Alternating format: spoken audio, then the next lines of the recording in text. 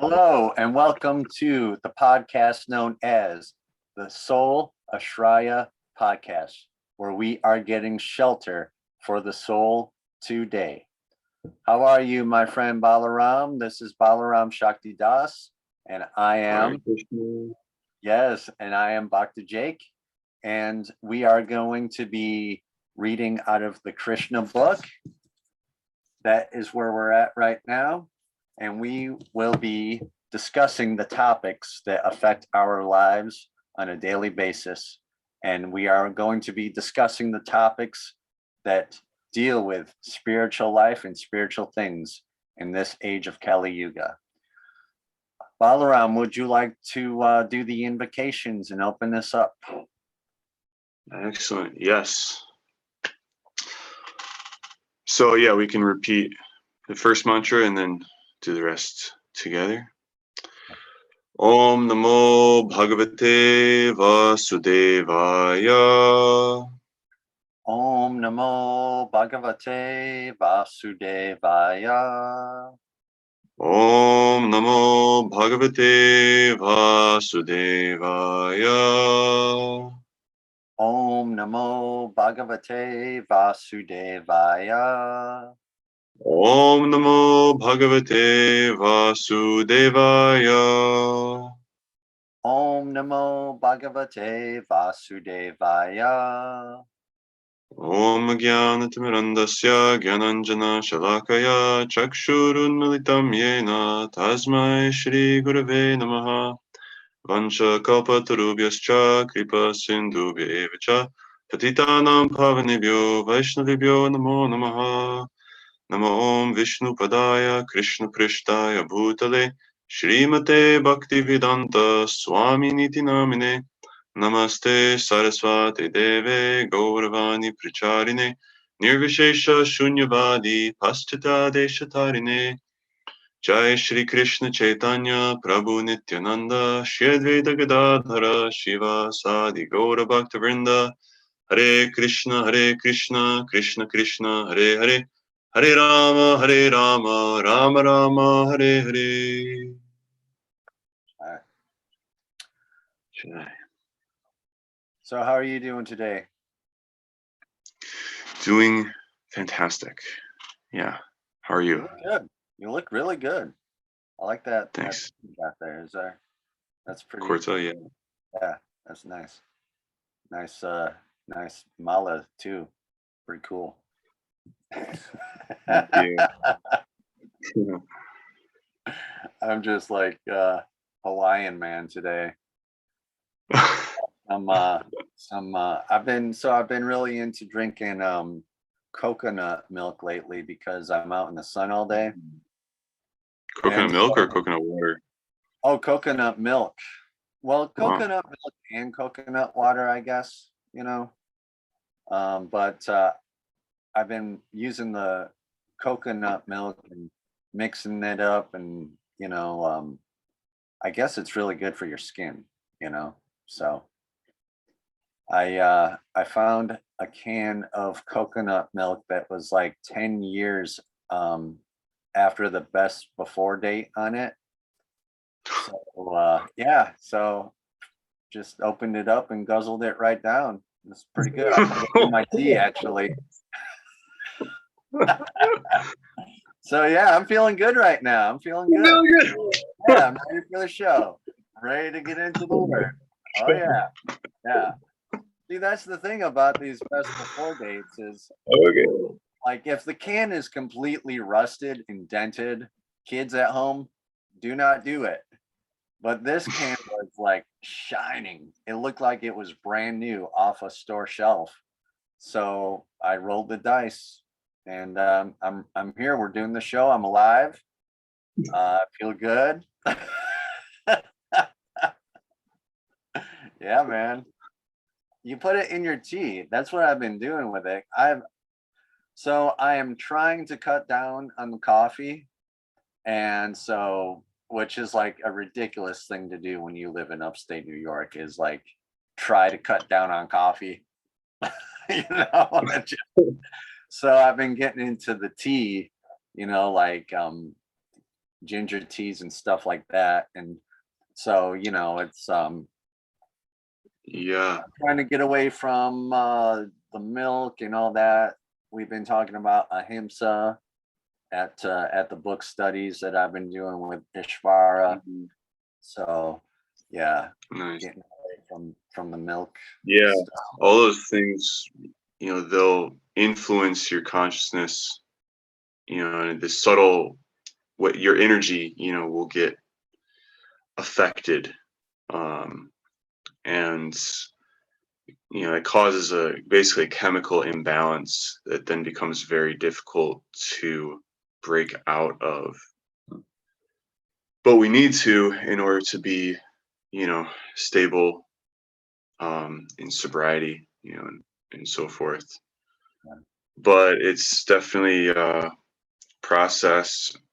Some of my friends that have gotten out of the coffee addiction recommend matcha, green Oh tea, yeah, matcha, yeah. because it's just as good of a stimulant, but it doesn't have so much, if any, of the like crash or withdrawal. Mm, So yeah. you can kind of wean yourself off with that. Um, and it's very, antioxidant, very antioxidant, obviously, Yeah. so it's very healthy for you. And the more that you do that, the more that you detox, the less um, that, well, yeah, the idea of addiction is there's toxicities in the body that you're responding to by feeding something that's covering up the symptoms of that toxicity. That's in a one way that we're affected. So if you detox, you won't have those feelings of, needing or agitation so Mm, much. yeah. Yeah, yeah. So yeah, Yeah. it's very, yeah, but tea, yeah, green tea, caffeinated to then non-caffeinated, just to deal with the habit itself of drinking something of that, Yeah. flavor. Yeah. Yeah, it is just so wild how you really kind of got to wean yourself off of the caffeine because it's just so strong, it just, and of course, where I live, I mean, everybody drinks tons of coffee all the time and it becomes like a way of life, it's like Yeah. you wake up and you just guzzle down as much coffee as you can before you go to work, Yeah. but it is crazy what that caffeine can do to you. So yeah, trying to get off of that. So do you want to pick up right where we left off yesterday? We were Yeah. getting into some pretty good Um, stuff. We were steaming yeah. ahead there. Maybe Yeah. I read yesterday, Yeah. so why don't you start us? Oh yeah, by all means. I am going to attempt to do this share screen for everybody, and I will do that now. And yes, there it is. So if you can see where we're at here, we Yeah, are, Krishna himself. yes, yes. Here we go. Getting pretty high tech. So I'm gonna leave that right there, but I'll be reading out of the book. So yes, Krishna himself has explained in the Bhagavad Gita that he is the Supreme Personality of Godhead, and that whenever there are discrepancies in the regulative principles of man's religious life and a prominence of irreligious activities, he appears on this earthly planet. In other words, when Lord Sri Krishna appeared, there was a necessity of minimizing the load of sinful activities accumulated on this planet or in this universe. For affairs of the material creation, Lord Mahavishnu the plenary portion of Krishna is in charge. Thus, when the Lord descends, the incarnation emanates from Vishnu. Mahavishnu is the original cause of the material creation, and from him, Garbhodakshaya Vishnu. I am so sorry. I did not see that big word coming up. Garbhodakshaya Vishnu. Thank you. Expand. And, oh, another one. And then Kyasora Akshaya Vishnu. You can help me with that too if you can. Kshirodakshaya. Okay. Kshirodakshaya. Yeah. Yes. Yes. Generally, all the incarnations appearing within the material universe are plenary expansions of Kyrodakshaya Vishnu. Therefore, the business of minimizing the overload of sinful activities on this earth does not belong to the Supreme Personality of Godhead, Krishna himself. But when Krishna appears, all the Vishnu expansions join with him. Krishna's different expansions, namely Narayana, the quadruple expansion of Vasudeva, Sankarsana, Pradyamana, and Aniruddha, as well as partial planary expansions like Matsya, the incarnation of fish, and the Yuga Avataras, incarnations for the millennium, and the Manvantara Avataras, incarnations associated with the reigns of the Manus, all combine together and appear with the body of Krishna, the Supreme Personality of Godhead. Krishna is the complete whole, and thus all planetary expansions and incarnations always live with him. Wow. We're going to stop right there. Yeah. Wow. You want to take the screen share off when we discuss? Yes. Wow. Yeah, so that's a lot. What do you, well, yeah, do you want to say something? I was just going to say that I think if you're a surfer, you should know all about Matza. That's all I'm going to say. And I'm going to let you take it from there. Okay. Yeah.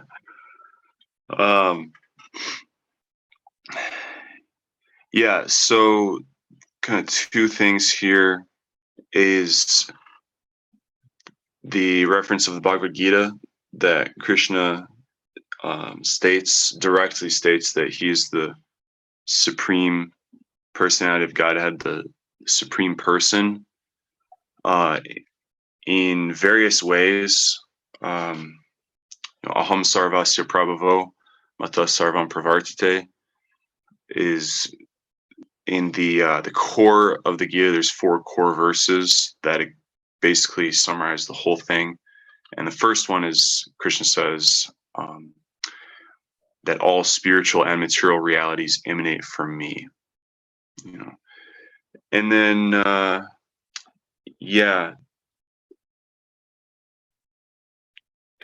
Mata Parataram Nanyat is another very important verse.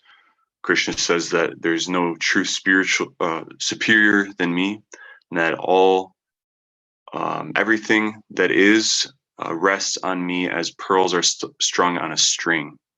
Yes. Right. So this is a very nice verse, very nice analogy that Krishna is giving.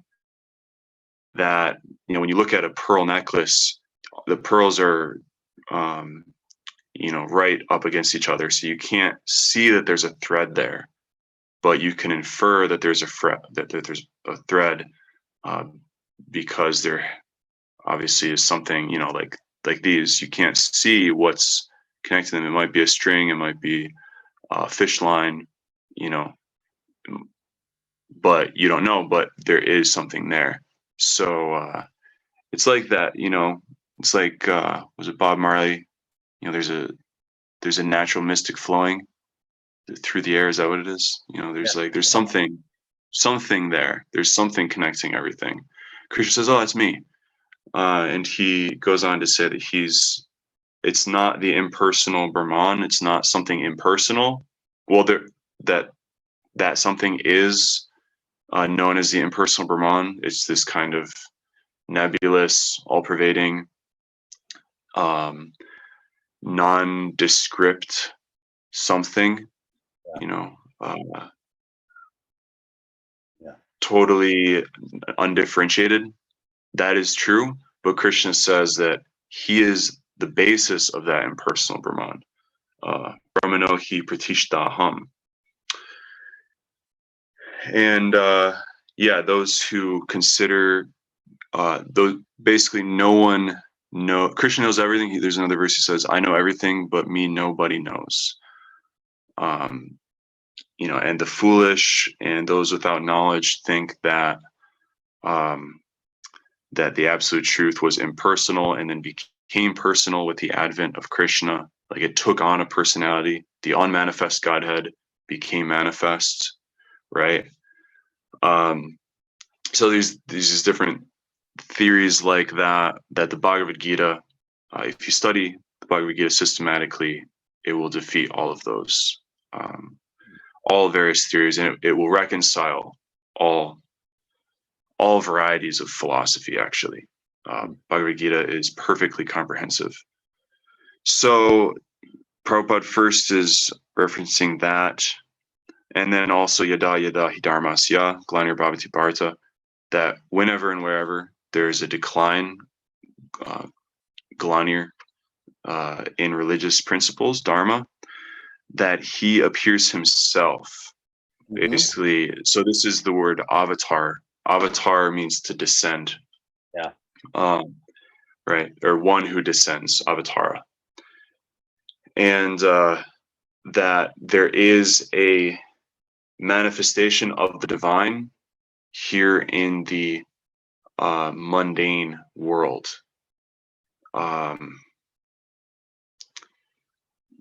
There's, this is the finite and he is the infinite, and he reserves the right to appear. So this next paragraph, the second paragraph here, is just going over all the varieties of avatars. I think they're all, well, not all the varieties of avatars, but the most prominent ones. Purusha avatars, Yuga avatars, Manvantars. Then there's also Leela avatars,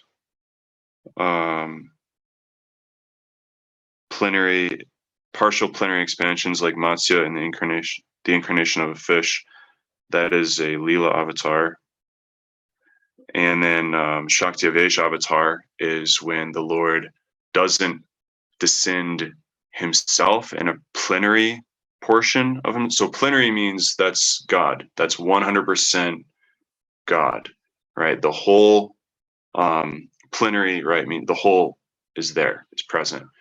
Whereas partial expansions, basically there's many gradients, there's many expansions of the original divine person, right? Krishna is, in one sense, everything, and he expands himself as all of the various facets of divinity, right? And these various facets exist on various strata of reality. So Krishna, he's saying here, is the complete whole, and thus all plenary expansions and incarnations always live with him. This is super cool concept. This is probably the point that really nailed it for me to take up Krishna consciousness, because we're all in our search for spirituality. We all become aware of various aspects of divinity, right? Maybe even different avatars, like from this Vedic tradition, such as Matsya, such as Rama, Nrsimha, Vasudev, Narayana, Vishnu, right? And, very wonderful, but that all of them are there and they're all present with Krishna. It's not like Krishna is a separate avatar, right? He's the avatari, he's the source of all avatars. And so when he descends, all of the other avatars, they all appear on a schedule. This is very complex science, but just to try to share something, is that they're all like, it's like a diversification, right, that occurs. And so they go to various places and various times in the material universe, but then when Krishna comes himself, they all kind of gather together and like combine, sort of like like Transformers, there, or Power Rangers even, there was that like mega, mecha suit or whatever, when they all the Rangers combined together and it created something that was greater than the sum of its parts. Yeah, right. I remember the Transformers did something like that. Voltron, actually. Voltron. Okay. Yes. Yeah, that's fantastic. OG. Okay. Yeah. So it's sort of like that, except it's not this ascending thing that there was originally. There was all of these many, and then they became something unified. It's actually the source of everything is that unified one Godhead. He distributes himself, and then those expansions carry out different tasks, and then once in a day of Brahma, once every 8 billion years, he comes personally, and why he does will be explained in the next paragraph. But yeah, just real quick, these Vishnu forms is a nice thing to explain. And these are the Purusha avatars. Purusha means person or enjoyer or male. So this is the male principle, spiritually speaking, whereas everything else, I'm talking about within the material cosmic manifestation, Vishnu is the male principle. And everything else is, and that's Purusha, and then Prakriti. Prakriti means energy or female principle. So everything else within material, which is the material energies, Prakriti means energy. So those are the material energies that are female in relationship to Purusha, which is Vishnu, which is God. That's plenary expansion of the Lord that specifically handles the maintenance of the material world. So most people understand, Vishnu, that's God, that's Supreme Lord, but actually Vishnu is an expansion of an expansion of an expansion of an expansion of Krishna. And that's literal, that many expansions. So he's just a fragment of the original Godhead. And so there are various strata of spiritual realities superior to the Purusha avatars.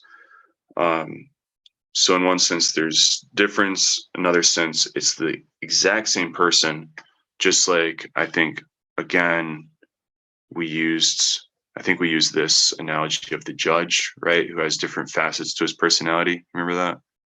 Oh Did we yeah, do that on this show? Yeah. yeah. I think that was He has different names. yes. Yeah. So the same idea. It's like when the judge is at work, um, he's called Your Honor. He's called Sir, Yeah. right? Which I believe actually comes from Shri, Sanskrit word. But Sir, that's one facet of his personality, but it's a very small fragment of his personality. It might be like a good portion of his day, but as far as his personality is concerned, you're not interacting much with the person himself. It's more impersonal when he's in that feature, when he's in that mode. You're not getting so much of his like sense of humor, you know, the the deep, moods that he's in when he's in intimate relationships, right? So it's what's actually within his heart, that's the personality, and very little of that is displayed there. So, and this is really actually the point, is that Krishna is the complete whole. It means he is the entirety of all spiritual personalities. He's the source, aham sarvasya prabhavo, right? He's the source of all spiritual realities, material realities as well. That's also an expansion of him. That's coming from the feminine expansion, or the feminine aspect of Krishna. So Krishna, you know, basically there's Krishna, and then there's Balaram, and there's Radharani. So Balaram is like the compassion aspect of God. Radharani is the devotion, the love aspect of God. And Krishna is supreme beauty, right? Supreme beauty. And from beauty, actually love is higher than beauty. But beauty is, the object, and love is the devotion. It's the interaction between the subject and the object. So Krishna plays the role of the object of love. Radharani is the manifestation of the energy of God, which the topmost energy of God, the topmost prakriti of God, is devotion, it's love. And that's actually superior to Krishna. So the Divine Mother is, in that sense, superior. And we're all daughters, in a sense, of Radharani. She's the Supreme Mother. Right? And Krishna is the Supreme Father. He also says in the Gita, the seed-giving Father. Right? From me are possible the existence of all living entities. And then Balaram plays this role of supporting all the material and spiritual realities. So he becomes the spiritual world itself, the actual abode of the Lord. That's Balaram's duty. And then Balaram expands several times as these four features that are named here: Narayana, the quadruple expansion of Vasudeva, Sankarshan, Pradyumna, and Aniruddha. It's like, who are those guys? I'm actually reading right now in the Bhagavatam. There's a section that's describing a little bit about Aniruddha. And these four personalities reign over the life heirs within whose hub is our heart. So basically our heart, there's a heart space, and the life heirs of our body are all ruled over by the heart, just as a capital. There's another verse in Bhagavatam that describes the body as a city. And the channels of life are like the roads, and like all roads lead to the capital, right? And like that, these four expansions, these four aspects of God, which are expansions of Narayan, who is this is really complicated. I'm sorry, there's a lot here. Anyway, they're ruling over the life heirs in our body, and various things. Our subtle body, as well, our intelligence, mind, false ego. They are the predominating deities of that. So our ability, it was saying this morning, our ability to be in devotional service It's given by Aniruddha. Anyway, I guess the point of this is it's a very in-depth science that's given here. So from Balaram expands the first quadruple expansion of these four personalities in like the second strata of spiritual world. So the topmost strata is Krishna's planet, Krishna's supreme abode. When the judge goes home, what does his home look like? Let's say he's very wealthy, right? He can have any kind of house he wants. What kind of house does he have? Who does he have around with him? His family, right? You know, all the things that he loves, you know, it's all there. So that's Goloka. That's Vrindavan. That's when God, the source and the substance of all personalities of Godhead, all the various aspects, they're all there within Krishna, because only Krishna is that personality of Godhead that is supreme, that has all facets of ways in which he loves and relates to everyone and everything, right? So that's Krishna. Then below Goloka is Mathura and Dwarka, which these three places manifested in India 5,000 years ago. He brought those three abodes, the three topmost planes of spiritual reality, to the earth, and displayed his various activities and relationships there. So in Mathura and Dwarka, he's a king. So it's more like the Your Honor energy. You don't get so much of the intimate Krishna pastimes.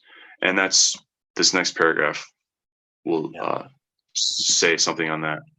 Yeah. Then from Vasudev of Mathura expands Narayan, and Narayan is sort of like a placeholder name, if you will. It is a direct name, but it's all of the other spiritual planets, all the planets in the spiritual sky, all the different conceptions of divinity, those are in Vaikuntha. And so the Vaikuntha strata is most of the forms of God that you'll ever hear about are in Vaikuntha. So all these different avatars, Nrsimha, Keshava, Trivikrama, Padmanabha, Hrishikesha, Matsya, Nrsimha, yeah. These are all in Vaikuntha. So this is like Krishna as God. He's just God, you know. And then from that spiritual reality comes, when and where necessary, material atmosphere. And so that's Karnadakshaya Vishnu. So whenever souls need to enter into time and material existence, material sky is created, and Karnadakshaya. Karna means causal. Karnadakshaya means causal. Anyway, the causal Vishnu. So he lies down in the causal ocean. So there's an actual ocean, Yes. and he breathes universes. So all of the multiverses, you could say, all of the numberless material universes there are, we're just in one of them, but there are numberless ones that respirate through his pores. So he exhales, they're created. He inhales, they're annihilated. Yeah. And then in each one of those, that Karnadakshaya expands himself into Garbhodakshaya. Garbha means navel. And that's where you get the Vishnu, who is the ruler. Oh, nice. You've got. Yeah. So that's right there. Yeah. So right there you have Karnadakshaya Vishnu on the bottom, and then the little bubble. There's all those little bubbles, and that's Garbhodakshaya Vishnu with Lakshmi. And then around that, yeah, you're zooming in on, that's the material world, right? That's material atmosphere right there. And then to his left and right are those glowing, they look like Dragon Balls. Those are Vaikuntha planets. And then above him is Goloka. Yeah. That's Goloka. That's the supreme planet. Yeah, so that's nice. I'm glad you have that. Yeah. And I then had heard from, of yeah, causal ocean before. I had heard of mm, that thus far. So nice. I have not heard of any of this at all. This is so the avatars of Krishna, I think, are something that is going to be this was a lot thicker than I thought it was going to be, honestly. And it's Yeah, good that it's we're very, going through it because this is all completely new to me. Um, wow. of Yeah, course, we I've don't heard it. discuss it so much just because it's technical. It's incredibly technical, and it will take years for you to get a good grasp. It took years for me to get a good grasp on it, So much. just from hearing about it over and over again. Seeing there's diagrams. Yeah. I mean, you gotta find a bona fide diagram, basically from ISKCON, because others they don't understand, like they don't know because they haven't heard through disciplic succession the position of Krishna, even though Krishna says it very clearly in the Gita, especially in the Bhagavatam, it's very clear, you know, Krishna's tu Bhagavan Swayam, Yeah. this verse that Krishna is the original Swayam Bhagavan. He is the self same supreme, Lord, Yeah. and from him expand all other forms of divinity, and they're just like puppets, on the strings of actually Krishna. But yeah, this idea that all of them are within Krishna. Once you know that, that's like you now have higher knowledge, than everyone um, on the planet. So then the next point is really interesting, and that's the interaction that Krishna has. So let me just read the next paragraph. Therefore, when Krishna appeared, Lord Vishnu was with him. Krishna actually appears in order to demonstrate his Vrindavan pastimes, and in this way attract the fortunate conditioned souls and invite them back home, back to Godhead. The killing of the demons in Vrindavan was carried out only by the Vishnu portion of Krishna. There's a couple of things he's saying here. One is that, the first sentence we already discussed, Vishnu's with him. And then Krishna appears in order to demonstrate his Vrindavan pastimes. It means he wants to show us what his home looks like. It would be like, I mean, Judge might not do this, but sometimes in companies you have show and tell day, or like take your child to work day, right? And it's like you're bringing a piece of your inner worlds out into the workplace, right? And you're saying, hey, this is what it's like. So imagine if your boss did this, and it's like, he's like, okay, everyone, I actually have this amazing home with an amazing family, and it's actually like we've got this extended family thing going on. You're all invited to take part in it. You actually don't even need to work in this office anymore if you don't want to. You can come to my house and be eternally engaged there. And it's like the most amazing thing. It'll fulfill all your desires. I've got everything you possibly want. And I actually have a special place just for you that won't ever belong to anyone else.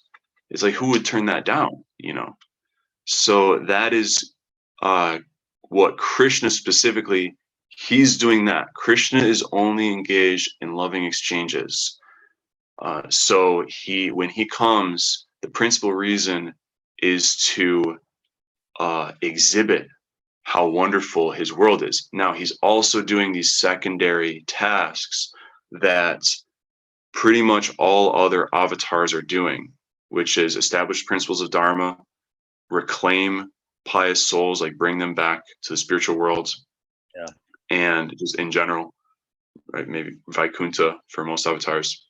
Yeah. And 3, to vanquish the irreligious. So Prabhupada is saying here that the killing of the demons in Vrindavan, which the first couple of chapters actually will get into. Putana, I believe, is the first demon. We'll read about all these demons that come to Vrindavan, to Krishna's home in the earthly plane.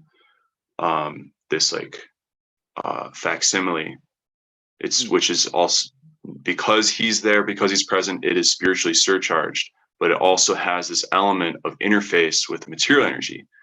So that interface, that element of interface, is never directly Krishna. Even though Krishna is present, all of the other avatars are there within him. So whenever it's necessary to interface in any way other than pure, sweet love, one of those expansions handles that, because that's their role. That's the role of these other forms of divinity. So he's saying that the Vasudev feature of Krishna, or the Vishnu portion, Vishnu, again, Vishnu, that's the Purusha, that's directly interfacing. Even still, it's not like he's directly, it's still a little bit indirect because he never touches the material energy. But anyway, he's the one that is ruling over the material. And actually, when Vishnu does touch the material energy, it's liberated. So all the demons that the Vishnu portion of Krishna kill, they all immediately return to the spiritual sky. Right. They actually are liberated then? Yes. Wow. Yeah. He is so because God is absolute. To him there's no distinction between good and bad, good and evil, dharma, adharma. Everything is contained within the Lord. So when he kills, his killing isn't an act of violence or anger or anything. He's always in his position of happiness and joy and compassion, all the qualities of divinity. He's always in that. He's never in this duality of, oh, well, like, you did something wrong, I have to punish you. What he does is he will appear in that way to us because that's how we need him to appear to us. But to him, there's no difference. If he appears to a soul, he's appearing to the soul in the only way that God is able to, which is that he loves you. So his love will take different forms. Just like a parent will chastise a child on one hand, they'll reward a child on the other hand. But it's not like unless you're some kind of like psychotic parent, it's not coming from two different, parts of you, or speak of two different personalities. It's the same personality. It's the same motivation of that I love my child, right? And that's the idea. And actually, with that, let's give a shout out to our mothers, because they are the closest thing. Yeah, happy Mother's Day. The closest thing in this material world to that energy of divine love, because they're really, again, unless they get some mental illness or some, which we're getting more and more of, just disturbance of the mind, in so many ways. But not to speak on that. Because the woman, actually, the nature of woman is intellect and emotion are fused. Whereas the male, their corpus callosum, right, they can separate those things. So they're either in one or the other. Whereas women are always both combined. So it's like the woman, the mother, can't ever treat a child just in an intellectual basis. The love is always there, right? So in the same way, God is always treating us from this singular, absolute platform. We're not able to, and so, our love for God, gets perverted and such. And so for the atheists, their conception of God, their only way to understand God is death. So you will meet your maker, you'll either meet him as sweet baby Krishna or as terrible, horrifying death, right? But it's all absolute. Yeah. So not to deviate too far from what we're reading about, but there is for the demons to be liberated, that's kind of wild because when we die, if we're not having this relationship with Krishna, then we're just going to take up another body, and it could be anybody. Or is it all in accordance to what you've done with your life? I'm sure this is a loaded question. I'm not Yeah, I trying. don't think so. Oh, Oh, well, no, I mean, yeah, that's nice. The science of the transmigration of the soul is very thoroughly dealt with in the Bhagavad Gita. So just by studying Bhagavad Gita, we'll have an understanding. So the idea is that the Purusha avatar, the avatars, right, the Vishnu expansions of God, they're the ones that are overseeing the journey of the souls in the material worlds, right? They enter the material sky and oversee all of that. So the first Vishnu, generally known as Mahavishnu, Karnadiksha, right? Mahavishnu is sort of like the reservoir of all of the souls that are conditioned, materially conditioned, the fallen souls. All souls come from Krishna, right? Krishna and Radharani are the mother and father of all souls. We all originate with Krishna, which we don't have time to get into that. But the Vishnu portions oversee, so there's Mahavishnu, and then Garbhodakshaya Vishnu is overseeing our local universe, and Kshirodakshaya Vishnu is one of the names of the super soul who is within our heart. And so this is the point, is that the super soul, the Lord within every individual's heart, he is overseeing your karma, right? So whenever you engage in karmic activity, the score is kept, right? And it's because the Lord loves you, actually, that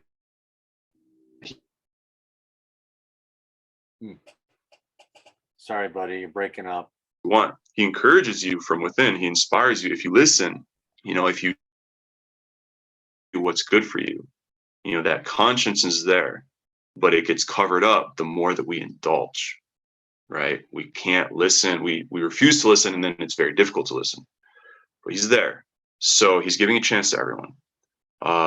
But if we choose to act in karma, then we'll reap that. And then basically under Mahavishnu's direction, from the causal sphere, that our soul will go wherever it needs to. Either it will remain in this universe, it could go to another universe. If, like, let's say there's no more dinosaurs in this universe, but you want to be a dinosaur, like, you can go somewhere else, right? There's no restriction with that. Is that answering your question? Was there more to the question?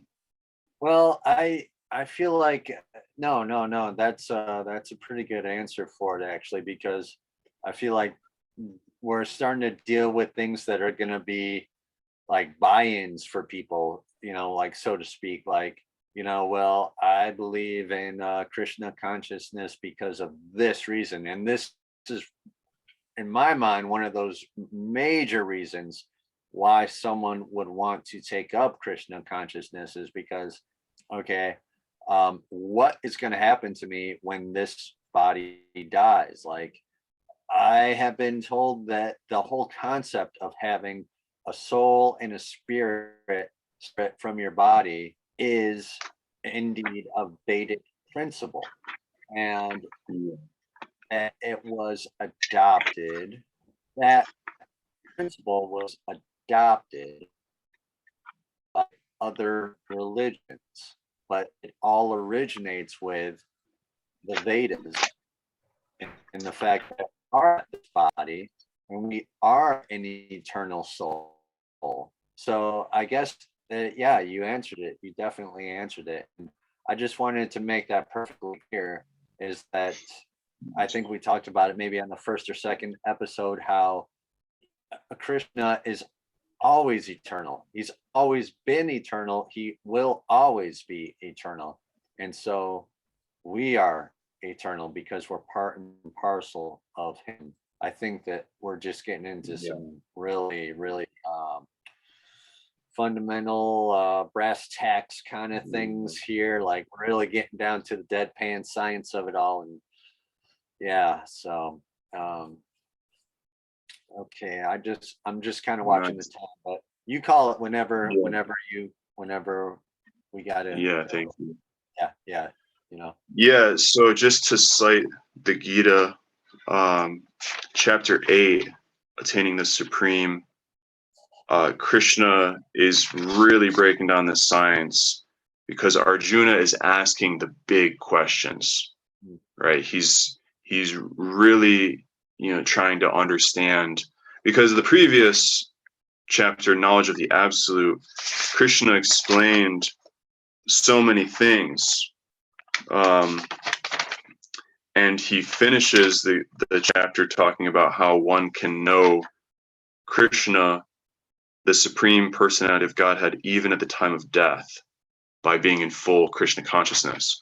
So Arjuna's like, okay, we got to break this down. What is spirit? What is the self? What is karma? What is prakriti? What are the demigods? Please explain this. Please explain these terms that you've been using.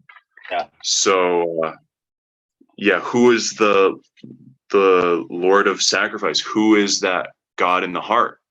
And what is how do we relate? How do we interact with him? That's called yagya, which means sacrifice, right? So, the whole idea of sacrifice is we're making an offering to God within the heart, and by which he is pleased, by which that relationship is rekindled, by which we enter into spiritual consciousness. That's a very real thing. And then, what is beyond this material manifestation? Like, how do we know, like, what's spiritual, what's material? So all these things are very nicely explained. Yeah, what is karma? So then, as I, the Supreme Lord, represented as a super soul in the heart of every embodied being, am called Adi Yogya. And then text 5, Antakali Chamam Eva, very important verse. And whoever at the end of his life quits his body, remembering me alone, at once attains my nature. Of this there is no doubt.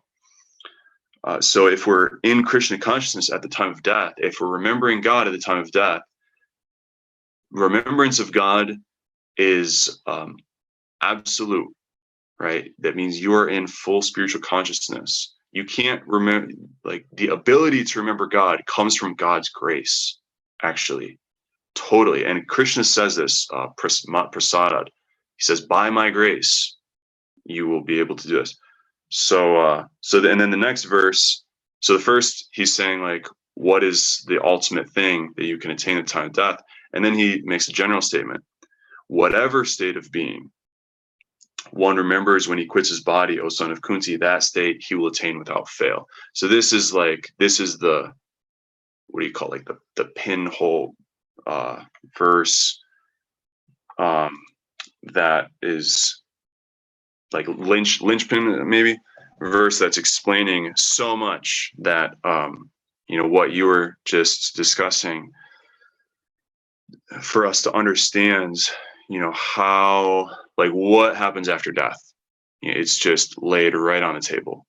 Whatever state of consciousness you've developed, it's not something random. What happens at the time of death is not at all random. The forces of nature will sort of like squeeze all of the superfluous stuff out, and that inner core of what you've been cultivating in your consciousness throughout your life, you'll be forced to contemplate that, right? Myself, I've experienced a few times in my life. Anyone who has also experienced a near-death experience will attest to this. Like, you dial it in, and it's an opportunity to dial it in on God. You always have an opportunity. You always have the free will to turn to God, even if you're suppressed or what have you by, so much weight of, inertia of material conditioning. Even if you've been turning away from God your whole life, you always have the opportunity to turn to him. Now, will you? It's like cramming for a test. At the time of death, you can nail it. You could. But if you haven't been studying and you just at the last minute you try to, like, all I have to do is cram these a few things and remember them. Just hear about Krishna the last day I'm alive. It's like, first of all, you don't know when you're going to die. So, maybe they'll give the test a day early, so you get the test early and you fail. But the other thing is cramming for a test never works very well, right? So we always recommend, you should study progressively throughout your life, train yourself for the moment of death. A real life means preparedness for death. Prepared to death means you're having a good life, actually. Yeah, you're not holding out. Yeah. Wow, man. Looking, Jai. yeah, I know. So it is okay. So we've got just a few minutes left. I don't know if you, I got it. Yeah, no, I got to get going here. yeah. Well, we have had a very good discussion, and I think that we have definitely given our viewers some food for thought on this one for sure. So we'll stop right there, and we will come back next week for the rest of the introduction of the Krishna book. That's what we've been reading from today, just so everybody is perfectly crystal clear on that. We're in the introduction and we are just working through it little by little and taking the time to explain these spiritual principles to all of our viewers out there and taking the time to ask questions. This show is really poised to do that for new believers or people who are maybe even just curious about Krishna consciousness. Yeah, and with that, anyone that has any questions or comments, please send them in. The more that we can, understand where people are coming from and how they're receiving, these teachings and so forth, the better we'll be able to, respond and so forth. Yeah. And we want to engage and have more dialogue and conversation about these things, because that's helping us grow as well, which is why Jake and I are doing this. Just the two of us talking about Krishna book is very powerful shelter, very powerful Ashraya. So it's like, this is the actual Ashraya. We're taking the Ashraya, and the more of us that come together to do so, the stronger that it becomes for all of us. So yeah, don't be shy. Well, I guess we'll end out with reciting the Maha Mantra 3 times. Hare Krishna, Krishna Krishna, Hare Hare, Hare Rama, Rama Rama, Hare Hare. Hare Krishna, Krishna Krishna, Hare Hare. Hare Rama, Rama Rama, Hare Hare.